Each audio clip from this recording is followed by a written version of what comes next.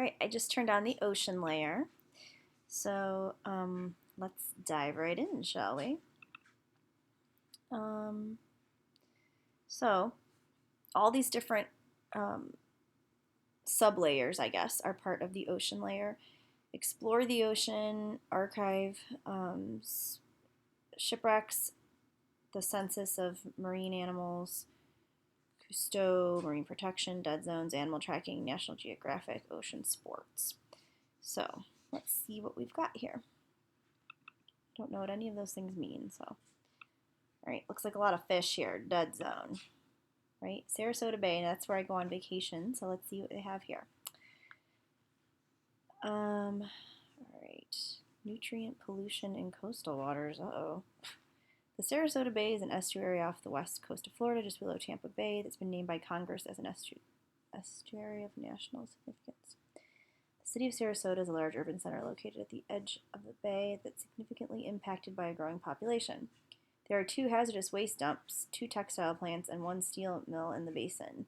Periodic hypoxia has been observed in the Sarasota Bay in the past decade over an estimated area of 33 square kilometers. Oxygen conditions, however, have improved from the 90s into the 2000s, and the submerged aquatic vegetation is recovering. An aerial view of Sarasota, Florida, seen from the Gulf of Mexico, which is in the foreground, over a portion of Lido Key. Visible in the bay is St. Armand Key, showing Harding Circle at the center. In the midground along the causeway are Otter Key and Bird Key. And in the distance, the harbor and bay front of downtown. Okay. So interesting, you can find a lot of information here. Let's see, what's this red one? The Boca Grande Wreck.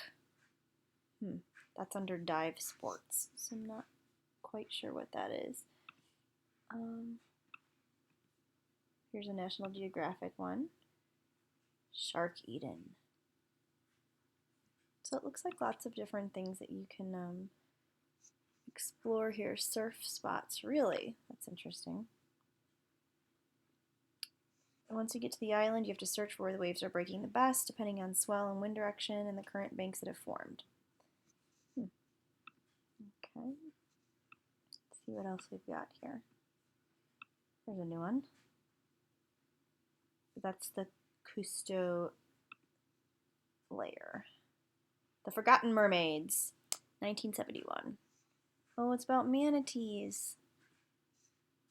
So kind of interesting. All that we've looked at so far, all things I could definitely see being used in a classroom for research purposes for sure.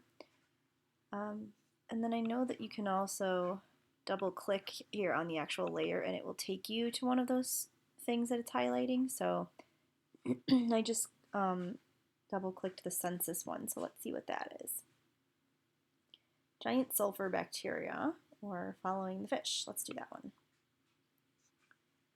Okay, so again, some information here. It looks like it's about active methane seeping into the ocean. Yikes. Alright, see another one here. Kite surfing. Okay, let's see what else. Marine protected zones.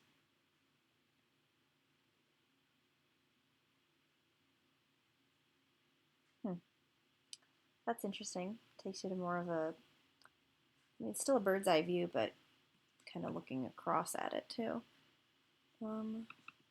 If I double click, go a little closer, does it give you any information about it?